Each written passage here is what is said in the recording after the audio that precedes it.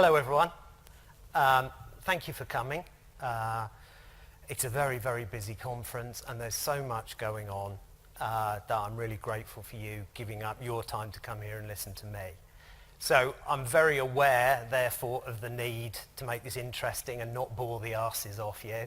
So this is a customer journey story. I use the word journey there. I hate the word journey.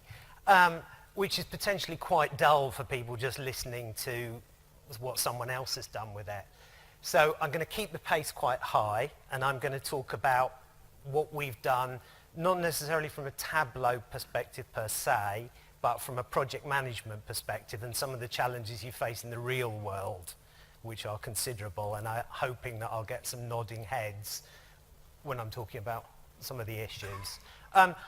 That's not the whole thing. I also want to talk about some of the things that I brought to Tableau from my interest in psychotherapy and neuroscience and psychology, which I think a lot of the conversations here at the conference have all been about the how, and I'd like to talk a little bit about the why. So one thing I really hate in lectures and conferences and meetings is that feeling, especially after the big data night out, when you're sitting there really struggling with the eyelids that are going like that. Oh, God. So if anyone is experiencing that, feel free to just go with it. Nod off, and I'll fill you in afterwards on what you missed. Okay? So two little disclaimers before I start. One is that I'm not a paid shill of Tableau or InterWorks or anyone. I'm here because I love Tableau, and it's nice to talk about it, hopefully to a room full of people who aren't going to think I'm mad when I'm banging on about it.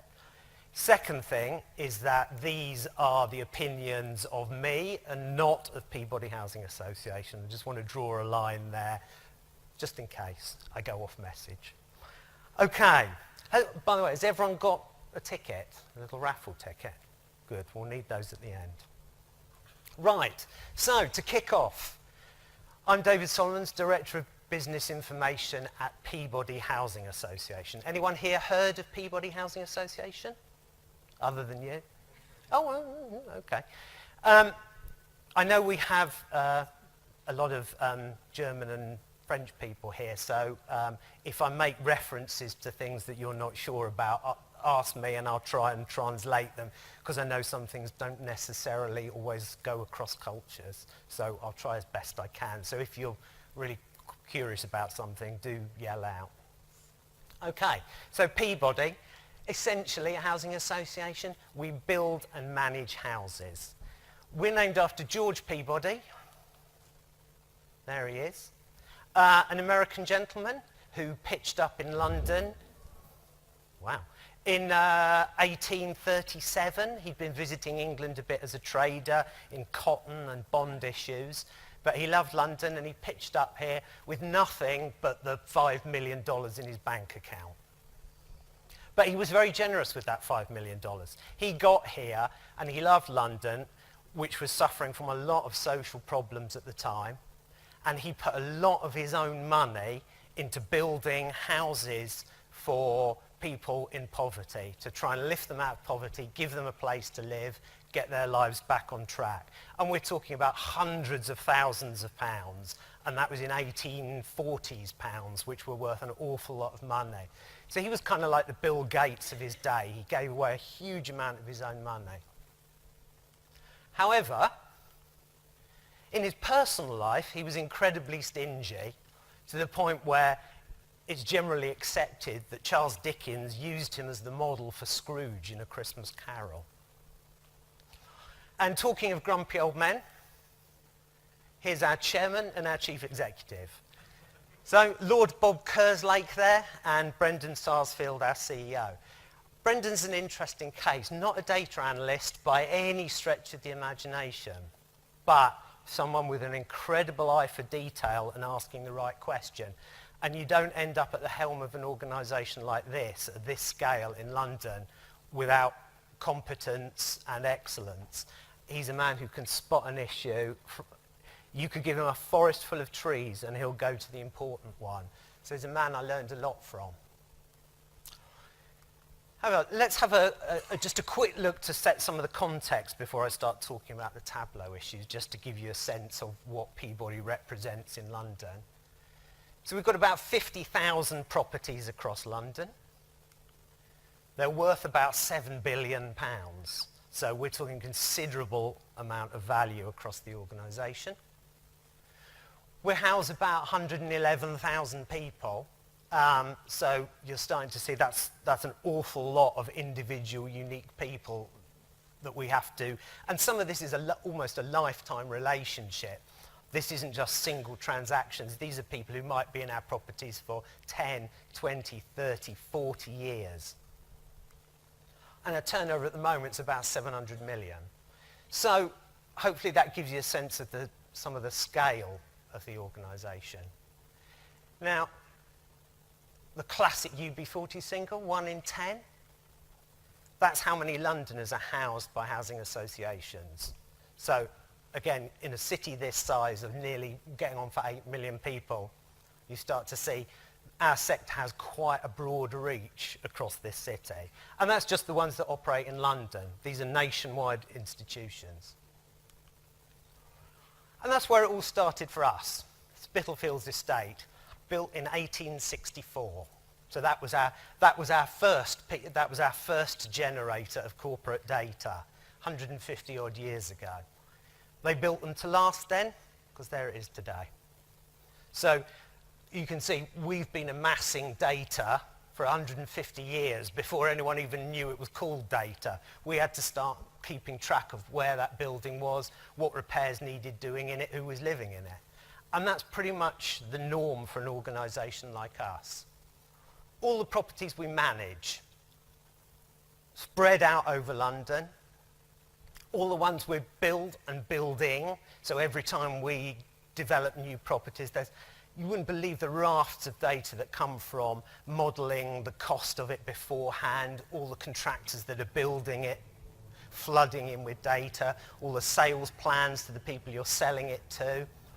If you're renting it, of course, you've then got rent accounts for the tenants that are living with you. That's just that side of it.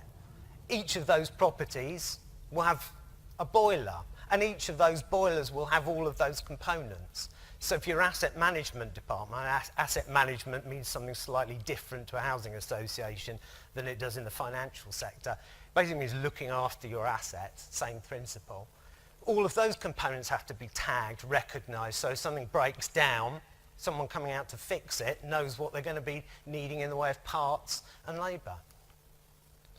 All of those boilers have to have a gas safety certificate reviewed annually. And all of those buildings have to have fire safety certificates. And that's actually, a much more difficult proposition than you might imagine. So I'm sure you're all aware of the Grenfell fire last year. Fire safety is now massively on the agenda. So last June, our sector kind of almost went into panic over what have we got, where have we got it, have we got any of this cladding, is it dangerous, what have we done, how have we done with it? So you have to know what was done on one of your buildings by one of your contractors years ago. Have we got the data for that? Because right now, it's absolutely business critical. So keeping track of all that stuff is very difficult. Also, you've got all the assets attached to that, all the playgrounds, parking spaces, garages. There's huge quantities of it. And then you've got all the people that are living in there. What are they doing? What's their ethnicity? What's their gender? What's their sexuality? What's their religion? All of this flooding in right the way across, dispersed across London. So as you can see, that's generating very significant quantities of data. And frankly, when I took over in charge of the data reporting for the organisation, it was a nightmare. You had all these different business systems, all these different departments, all these different ways of working, and the data was frankly politicised. Information is power, and with the way organisations are, sometimes people don't want to tell you about it. Sometimes people have an agenda to promote. Sometimes people don't want information visible because it highlights how badly they're performing. So we had a very difficult situation where in things like fire safety, we needed a decent understanding of what the situation was, but it was very difficult to get it. And like a lot of organisations, from the outside you might think, well, you're a housing association, you ought to know where your properties are. You know, you can imagine the headquarters of our organisations aren't in the same place they were in 1850. We've moved buildings, people have come, people have gone, whole lifespans have gone by in the time we've existed.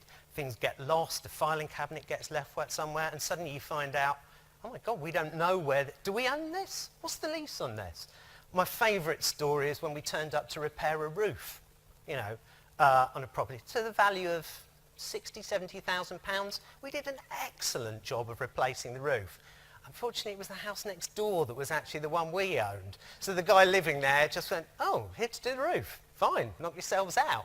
Got a free roof out of it. We couldn't ask to reclaim the money from him. We didn't force him to do it. So, you know, the difference between 22 Acacia Avenue and 23 Acacia Avenue can cost you an awful lot of money.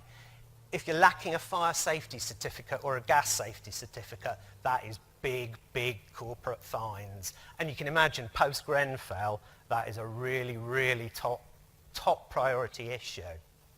And it might also, I won't bore you with the technicalities of the buildings, but if you have one common, what looks like a common building from the outside, but you have like a break wall in the attic space, you might need two different fire safety certificates. So you might be blithely thinking you're fully certificated, when actually if someone were to turn up and inspect it thoroughly, they'd go, you're missing one.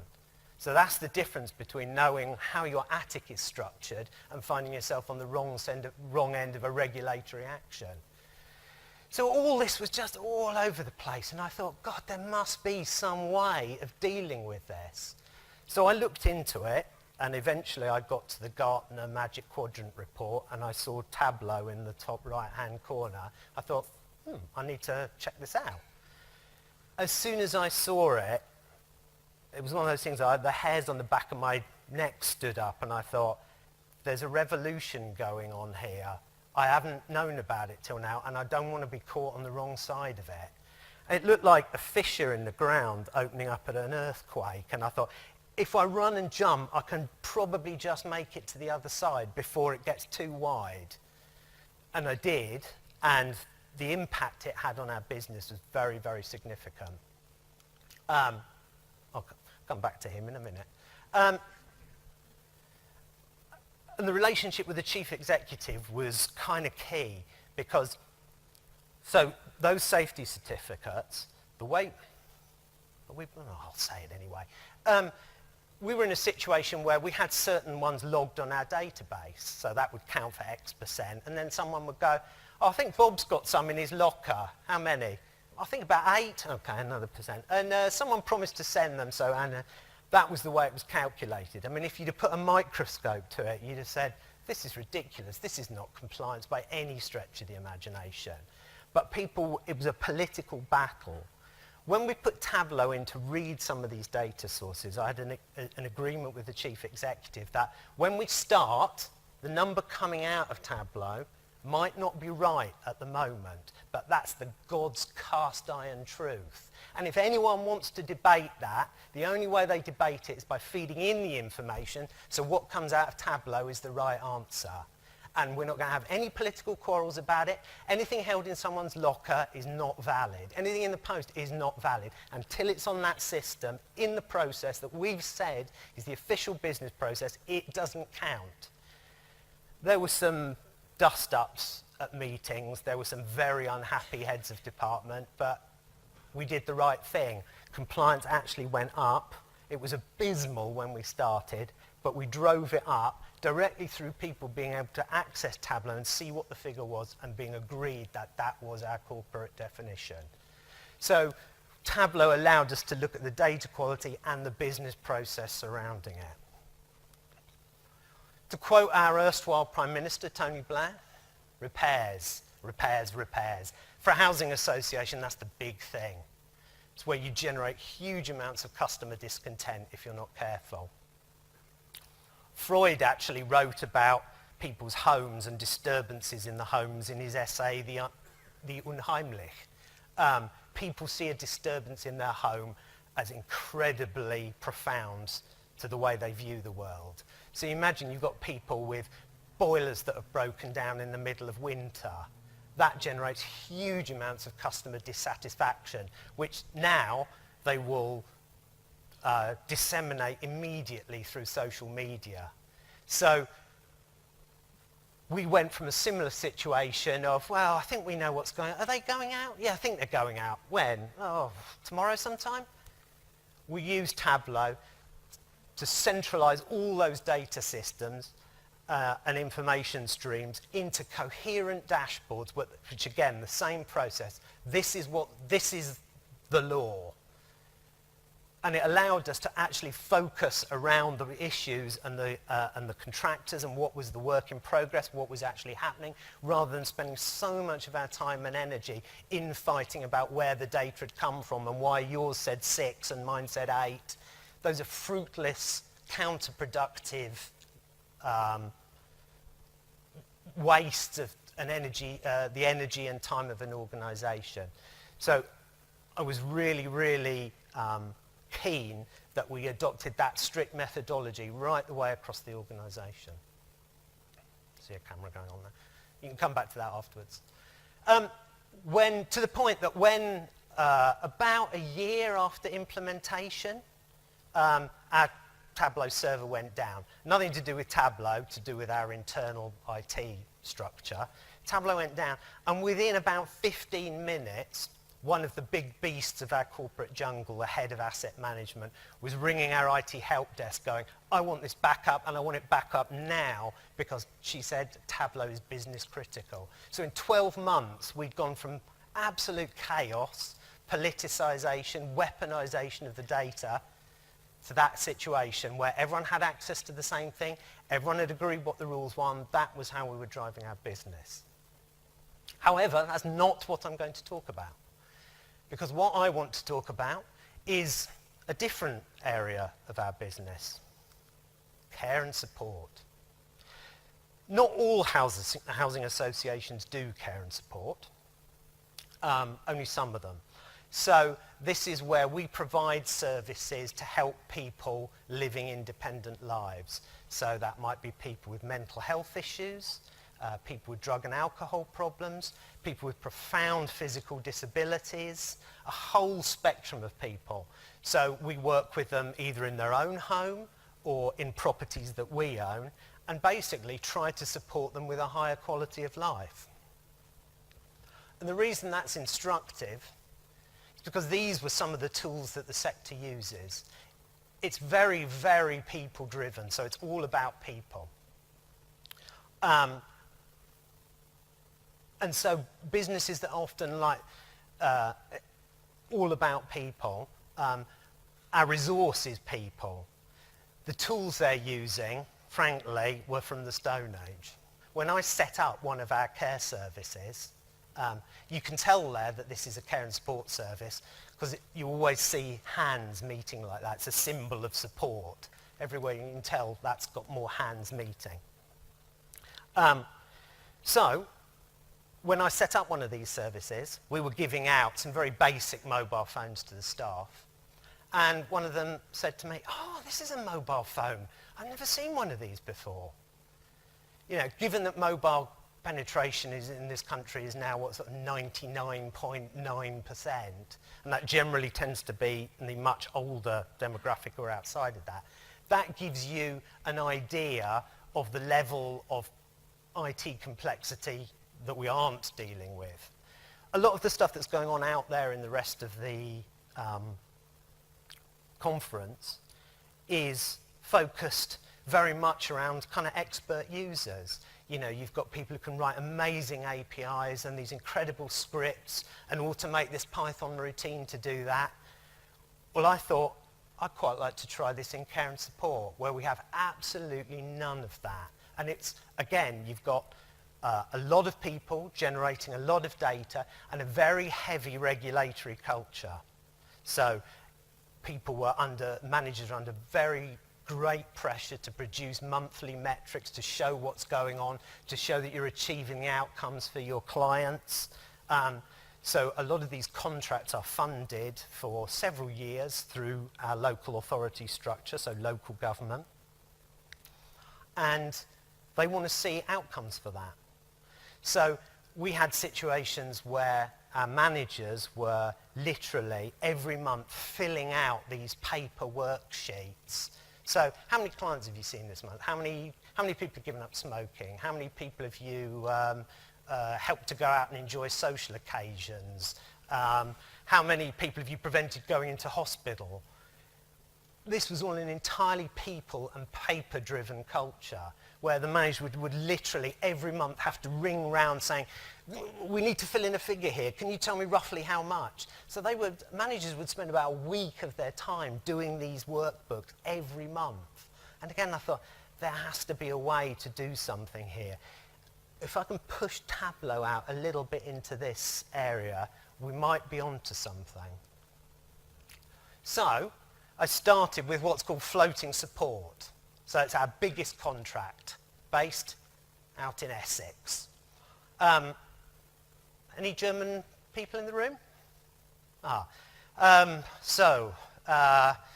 Deutsch, Essex ist vielleicht der Mecklenburg-Pomeranian von Großbritannien. Any French people? No, good, I don't know. Picardy? No, Greek. I really can't do Greece. Sorry. So, Essex, big county, just next to London. A lot of social deprivation, a lot of complex issues, a lot of people on the coast with homelessness problems, drug and alcohol problems. We have a lot of care homes based out there because it's very peaceful and parts of Essex are really lovely. It's a good place to site things. So we're talking about people with profound disabilities who maybe can't move from the neck down. Some of them, we found out recently, one person who'd been in there was actually a former concert pianist. And nobody knew. Because again, we didn't have any data about these people to say we just had got them as a person to look after on a very physical basis. Can you imagine being a former concert pianist now through motor neuron disease or something like that, paralyzed from the waist down? If we don't know stuff like that, we can't respond properly to what's going on in their head, how we can work with them and make their life better in what they can do. So I went into this and I went into the Labyrinth. So if you imagine all those different types of services for all those different types of business need, all of them with different contracts, different regulatory requirements, different reporting requirements, essentially hundreds of different little businesses under the umbrella of one kind of directorate. So it was a labyrinth. And I walked in and started getting pretty lost straight away. But lesson one, unless you're getting lost a bit, you're not on a journey of discovery. If you know exactly, it's like Mr. Kasparov was talking about this morning, if you know exactly what you're doing and where you're going, you're not doing it right.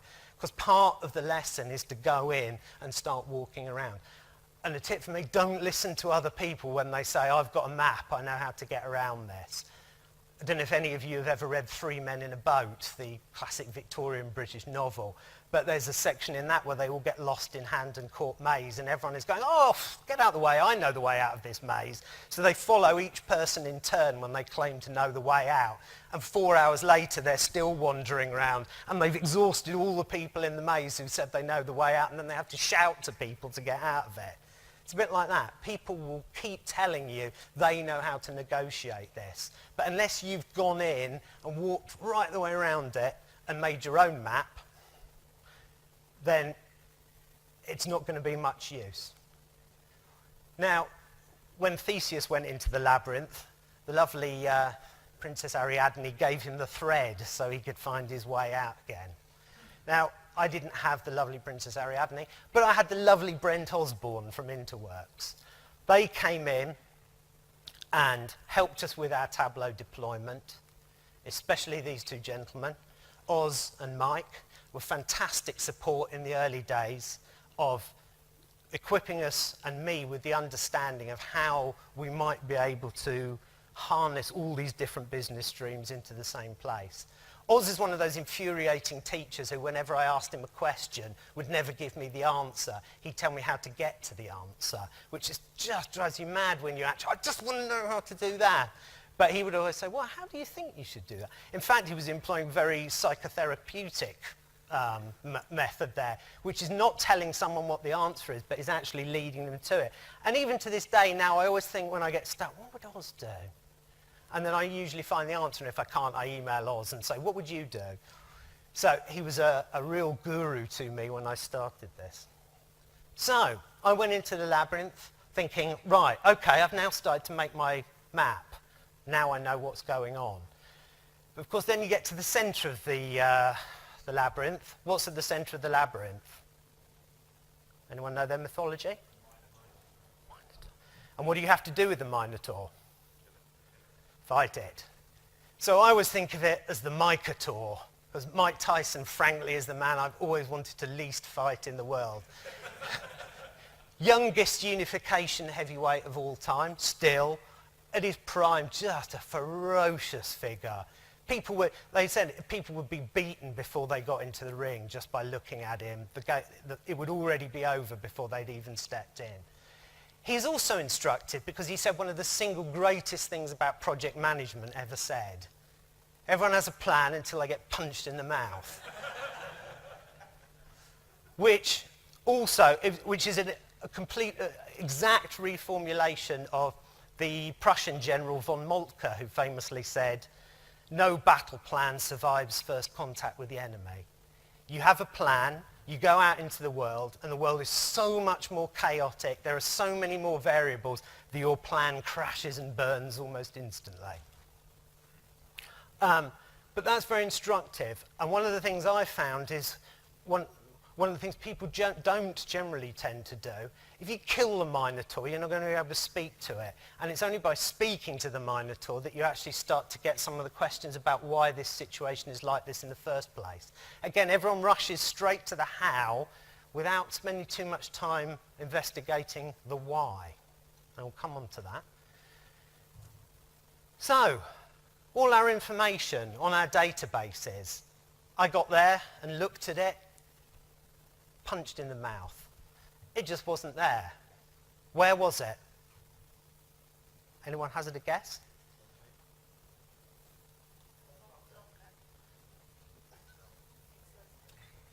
Bingo. Excel spreadsheets, locally held. That used to be a problem for central data reporting teams. You know, you used the database or else. And in fact, the cruelest irony was when that database was rolled out to care and support, who do you think the project manager in charge of doing that was?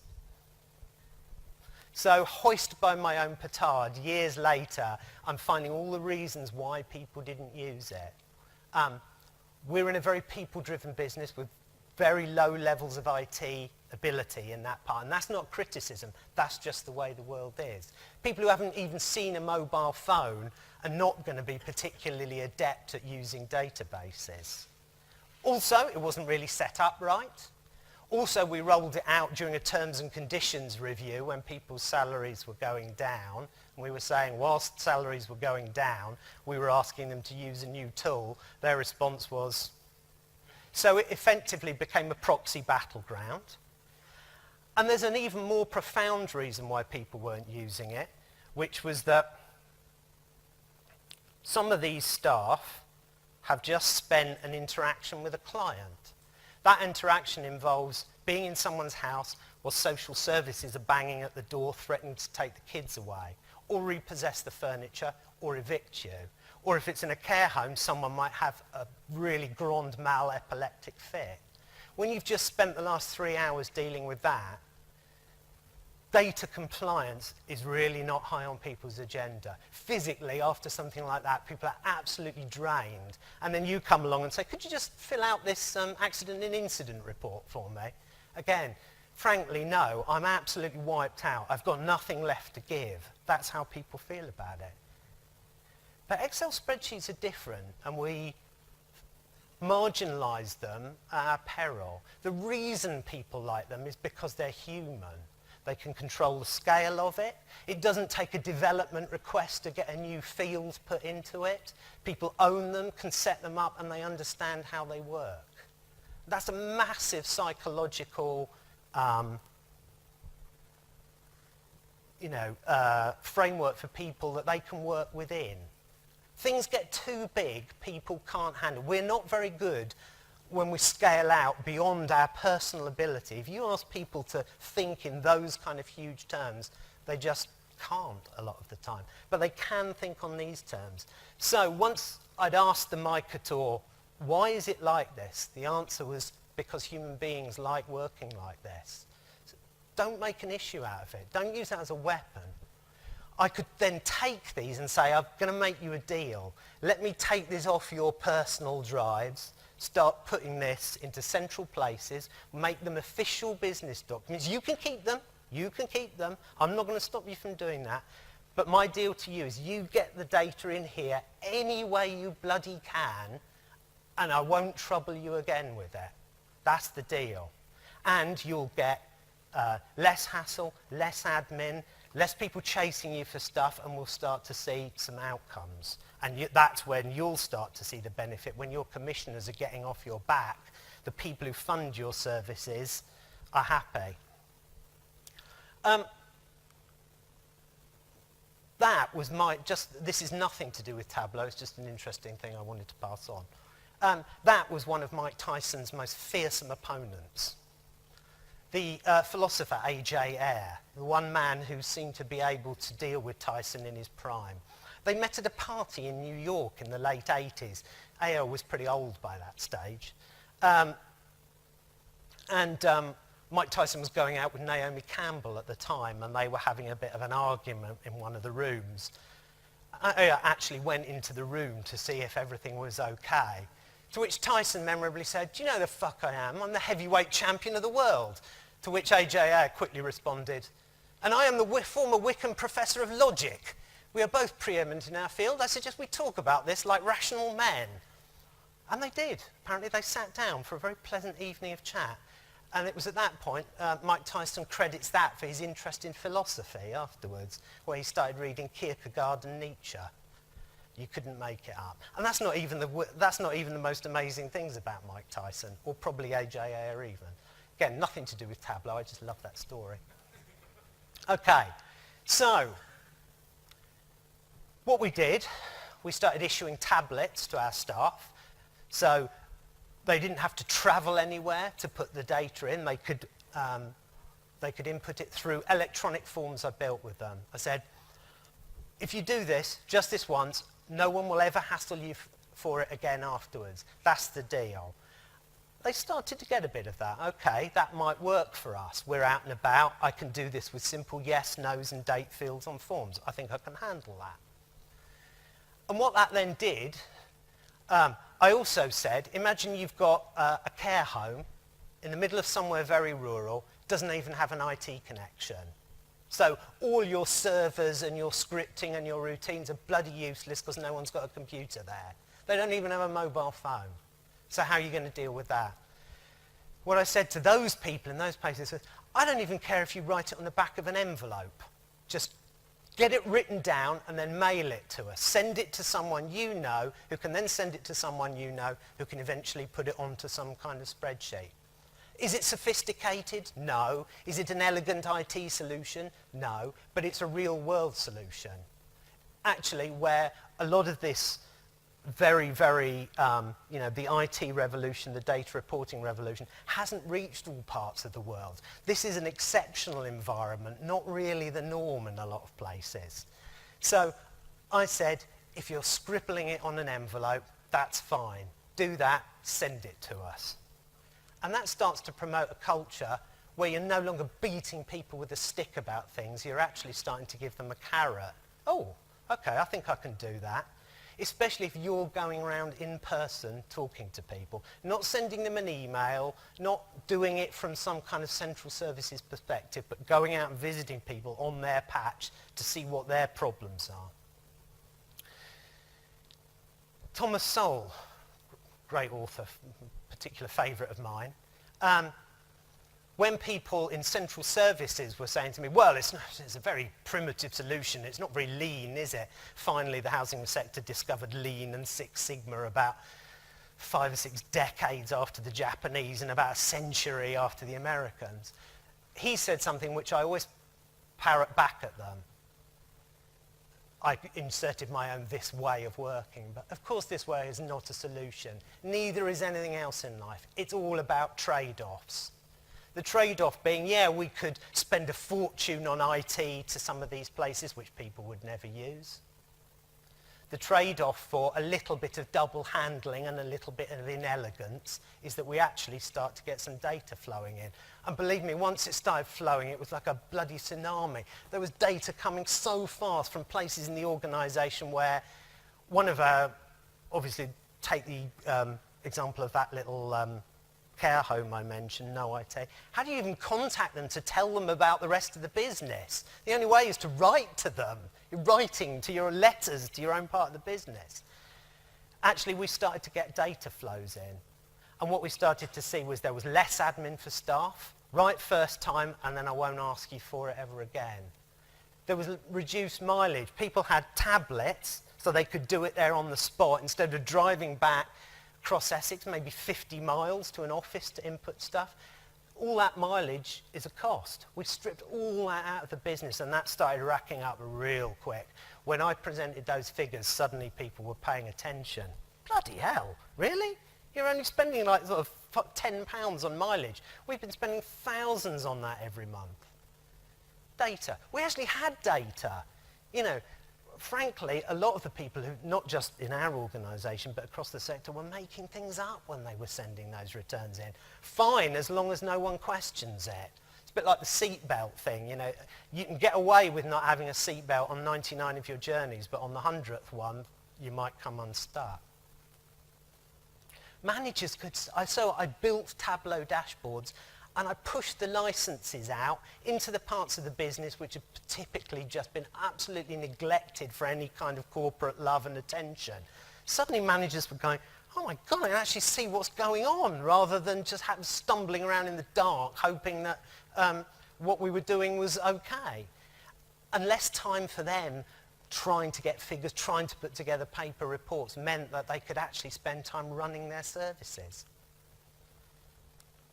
And sharing, we could share it out with the rest of the business, with our commissioners. Again, it wasn't always an elegant solution, but if you PDF'd out of these tableaus into you could put together the reports where the commissioners of the services were just, they thought I was some sort of voodoo witch doctor.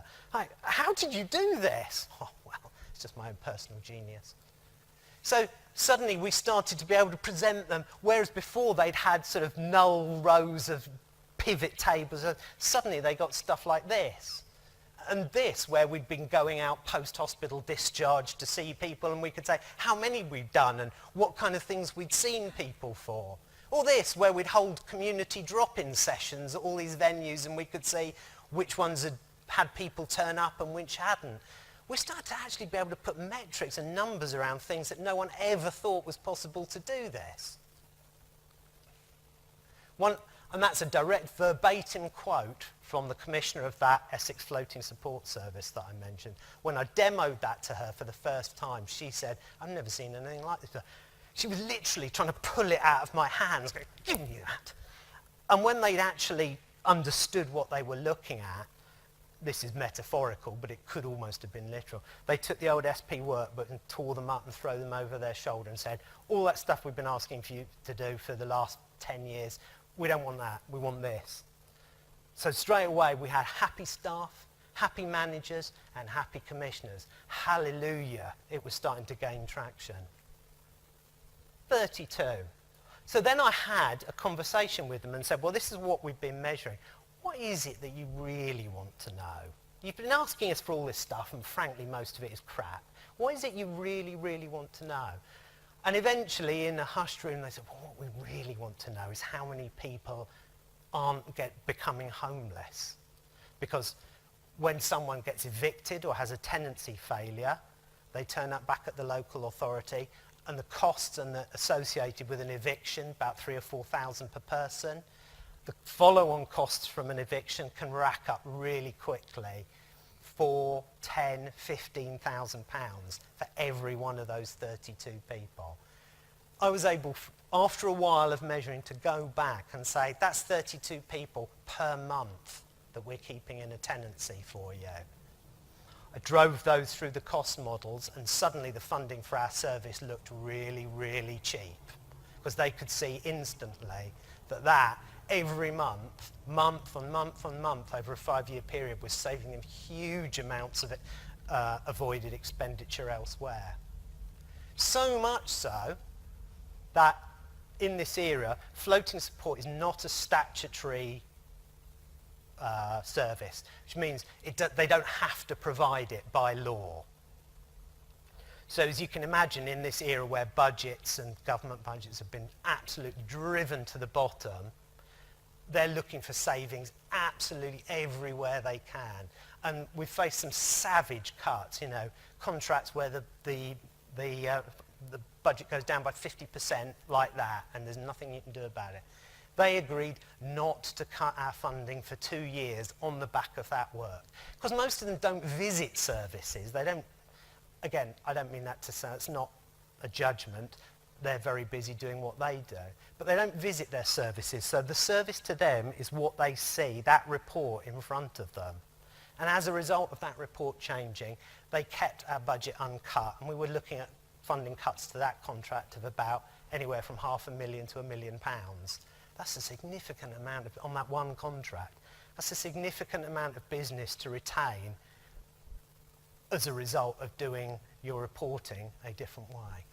Also, they gave us a Supplier Recognition Award, an Innovation Award for, you can read that yourself, I'm not going to read it out, but it's basically the summary of what I just said, how we changed our business process, a little bit of investiture in equipment, which was pretty small overall, and what we reported to them through Tableau. They even mention it there somewhere, I think. Oh yeah, there we go.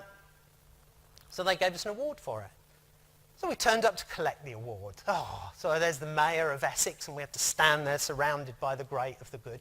This was driven by the good work of the staff, and I don't think it's blowing sunshine to myself to say, and my work with Tableau at the other end of that. Together as an operational team and a supportive data and reporting team, that was the result of it. If you notice though, back to our Stone Age tools, that looks remarkably like a Stone Age arrowhead. To the point where when I was walking down the steps, I suddenly thought, oh God, I hope I don't trip up and fall on it and I'm going to be impaled on my own innovation award. And there'll be the mayor and all his dignitaries in Essex County Hall looking over the body of a dead data analyst. And everyone going, it's like the front page of the Essex Recorder newspaper.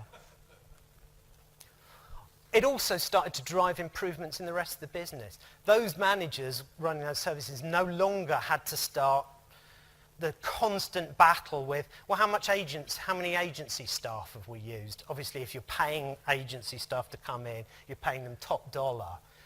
And so they always want to keep an eye on that spend. And HR would always say, we don't look at that kind of thing. And that battle would go on year after year after year. Suddenly, I could set up repositories where they could keep track of their own usage of agency staff, and then that would magically appear out the other end in Tableau for them. They could see in real time what their usage of agency staff was. They no longer had to be going, bloody HR, they can never answer this question.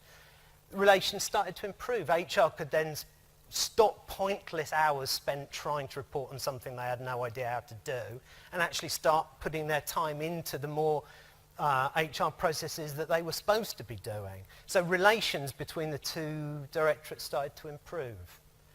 And then it even got even better when HR started coming to me going, can you do something for us as well? And that's when you realize people have been talking to people have seen the outputs, and that spreads out peer-to-peer, word of mouth, in a way that you just can't do, even as the most enthusiastic Tableau evangelist. So, a good news story. But then, of course, there's me before Tableau. There's me after Tableau. You can get quite obsessive about it, I think it's fair to say. As soon as I started moving away from, you know, the old school business objects-y, cubes, all that kind of stuff, into this world, I thought, God, there's so much I need to know about. You can take Tableau in almost any direction, you know, and I realized personally that my SQL is never going to be great. My Python is never going to be anything more than a joke. So I couldn't go upstream, but what I was going to do was go downstream.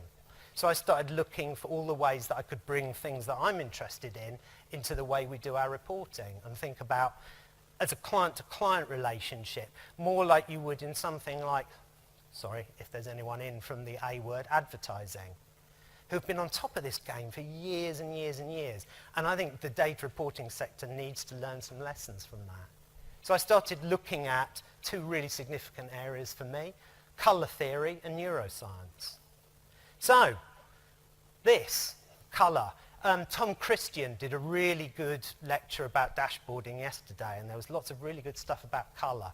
But again, it was always all about the why, the how, and not the why. This was written in Japan almost 100 years ago by a guy called Sanzo Wada, who did the first really coherent summary of colour theory, published it in 6 volumes. He was an artistic theatre and film designer, kimono designer. So he put together this book of very pleasing colour combinations and colour palettes. It's an absolutely amazing book, full of just, you know, colours that go together. Look at that on the cover. Is that not a 100-year-old Japanese Tableau tree map? It certainly is. There's a whole psychology around colour and colour usage. Why do you think I'm wearing grey today? Because study after study has shown that grey is the colour people associate with being analytical. It's a top tip for a job interview. But there's reams of psychology around colour. Again, advertisers, go away and look at the advertising literature about colour. We have very, very primordial, deep associations with colour. How am I doing for time? Shit, I better ramp up the pace. So if you go and look in a department store, towels everywhere, but there's only one that constantly needs replenishing with stock, which is white, because white is the colour of purity. So when you wash, you associate white with purity. People don't use many brown towels in life, but there's a whole psychology about the use of colour. What's the colour of innovation? Orange. So hence when EasyJet were going out to disrupt the air travel market, that was their obvious choice. You see orange now and you get that rush of energetic EasyJet innovation. Blue is considered very trustworthy. It would take a brave data analyst to report risk in green and good progress in red. You know, that green-red split is a very, very, very profound one. People think it comes from maturation of fruit in the forest. It's a very strong connection because nature needs to signal when fruits are ready to be eaten. Also, when berries are poisonous, you want to be able to distinguish between the green and the red. So colour is a very, very psychological component, and it's very well worth going in to look at some of the literature around what colour to use in order to communicate moods. The other work is The Master is His Emissary by Ian McGilchrist. He talks about the left brain, right brain split, which is never really talked about much, but one of the most profound ways in which human beings construct their world and see it. If it gets talked about at all, it's in, oh, right brain people are artistic and left brain people are scientific. It's so much more complicated than that. Effectively, our brains are, the two halves of our brains are optimized for very different tasks. It's thought that the right brain, it comes from the predator-prey relationship. So the right brain is all about scanning out, looking out on the lookout for predators. The left hemisphere is all about focusing on your prey in front of you and making sure it doesn't escape when you're trying to seize it. Animals share this. So they have very different tasks. And I think this is something that really profoundly is useful to our sector. It goes back to some of the things that Kasparov was talking about this morning. And if you only take one thing away from this, it's this. Right, left, right as a way to approach data, and it's fractal. We tend, data analysis is a very left brain activity, and it tends to be sort of somewhat predominant over the other two. But the right brain is all about the communication. It's all about setting context. Again, that scanning. Is that a lion in the bush? I need to get away, because if it is, it's going to attack me. So it's all about looking at context and how everything interrelates. Or is that a snake down there? So the right brain is all about going out into the, in our setting, going out into the business, making those connections with people, understanding the broad context of where the data fits in, who are the people in control of it, what's their relationship to each other, and all the best information is held in people's heads. You won't find it on a database at first. Then, when you've done that, transfer that over to the right brain, and that's the left hemisphere, and that's when you do all the analytic work. But then you pass that back at the end of it to the right hemisphere to do the context setting. We teach ourselves through stories. No one sits down at night and reads their kids a bedtime story that's a pivot table. They read them stories because people need narrative. And even the most right-brained individuals need narrative. It's how we learn, it's how we tell each other things, it's how we persuade. You can think of it, the classic example is learning music. You hear a piece of music and go, to anyone who actually plays an instrument, you hear a piece of music, you love it, you learn to play it by breaking it down into discrete components which you teach yourself, but then you pass it back, importantly, to your right hemisphere where you just play it. And people don't stand there and play, think, oh, I'm going to go this, I'm going there, I'm going to start that, and then it's down to the part. You play it, you recreate a whole. So you start with a whole, you break it up into bits, then you represent it again as a whole at the end. The other thing, maps. That's a brain center called the precuneus, one of the superior parietal lobes, just about there. Doesn't usually get knocked out by either illness or trauma, which is the way people have studied the history of the brain. That is where the I lives. The I is an I am. It contains a lot of the reflections of the self, and if you want a part of the brain that's you, that's probably as close as it gets. It also has a role in visual and spatial processing, and it lights up when you look at maps. So people look at a map. If I give you a map of your hometown, what's the first thing you do with it? You look for your house, where you live. People see a map, they put themselves in it. So if you're looking for a persuasive way to think about constructing your data narrative story, start with a map, because straight away someone's in there themselves. You can also apply the right, left, right model to individual views. As many people know, the opposite side of the brain, they cross-lateralize. So your left visual field is controlled by that right context hemisphere of the brain. It's why mothers hold babies generally pointing that way, because it's in the left visual field which connects with your right hemisphere where all your context and emotion is. And it exposes the baby to the left side of your face, which is the more emotional one. So when you're thinking about dashboard design, it still holds true.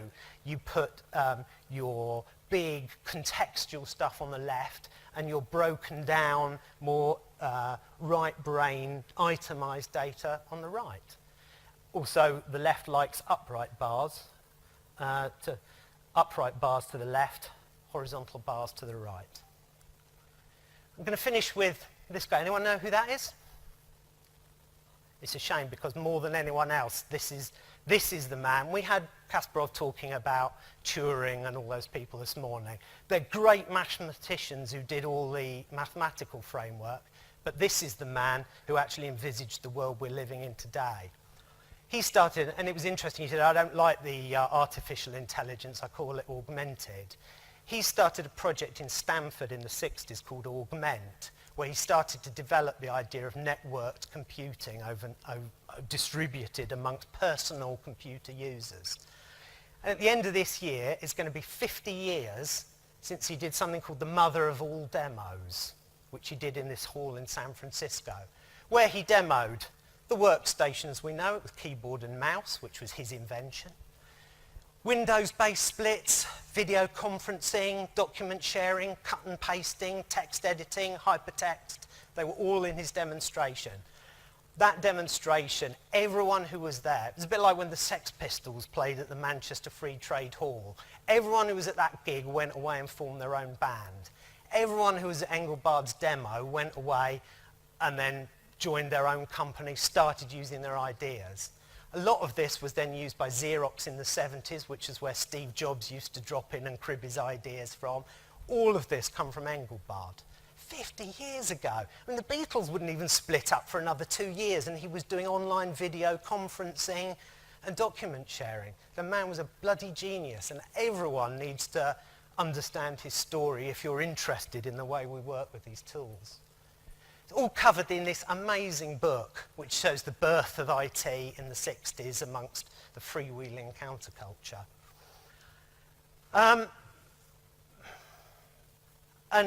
In that, there's a recreation of a 60s IT manifesto, computer manifesto. And I just thought it'd be interesting to finish looking to replace the word computer with the word Tableau to see if it told us anything.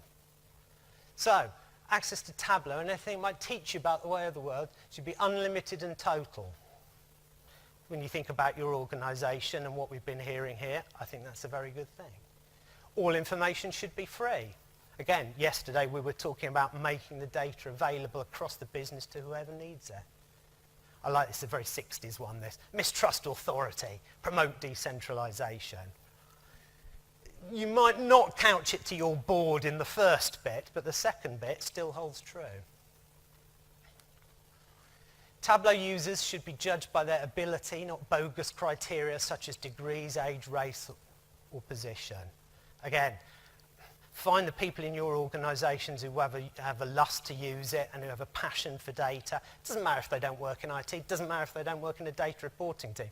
I found some guy in HR who was brilliant, and he just leapt all over it. You can create art and beauty on Tableau. Yeah, I think judging by some of the vises that are out in that corridor, well, I think we can all agree that's true. Tableau can change your life for the better. It certainly did mine. Right.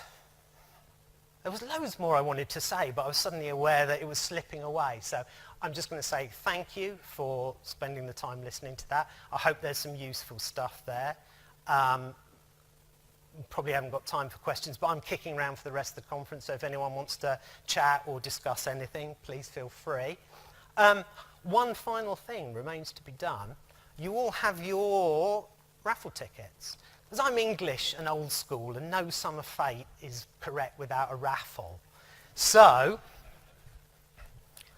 I have one copy of What the Dormouse Said, the story of Doug Engelbart, and this is where it all starts for everyone in this room. All this thing that we're doing, it starts here. Most of them were taking LSD at the time, so, you know, it's a pretty crazy story. So I'm going to ask my lovely assistant, Vicky, to draw out the lucky winner.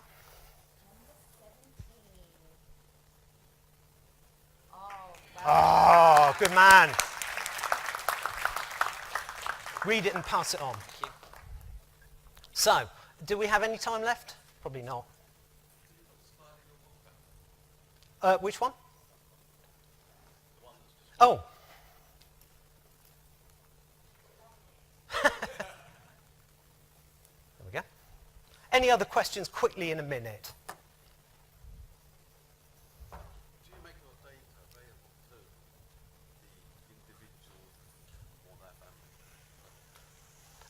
Within yes, within the context of what we're allowed to give out, you have to get consent agreements in order to share that. But generally, yes, we will ask people for consent if they have mental capacity to give it, and you have to be careful. It depends on the need as well. Obviously, if you've got a client suffering from domestic violence, you have to be very careful about who you give it out to. So it depends on the content. All those reports that we give to the commissions are all anonymised. Even they don't get to know who's in the service or anything about them. They're aggregated data, which there's no problem giving out. We actually have been working to set up a resettlement service for the survivors of Grenfell Tower. So we're doing a lot of their resettlement work into their new homes. That was, I've never come across a culture like that. It was literally, you couldn't do anything without being hemmed in by everyone paranoid about everything. So that was a real challenge to work in an environment like that, so sensitive. Didn't help by the fact that the local authority had made a God almighty balls up of sending things, accidentally typing in the wrong email address and sending it to the press. Yeah, good one. But luckily we came in and we could win their trust because we weren't part of the local authority, so we're working with, so we would be very careful depending on who we work with. Anyone else? Anything anyone wants to say? No, then we'll call it a day. Thank you very much for coming and listening. It's been a pleasure. I hope you can take something away. Right, left, right. Go away and think about that, and I've done my job. Yeah. Thank you.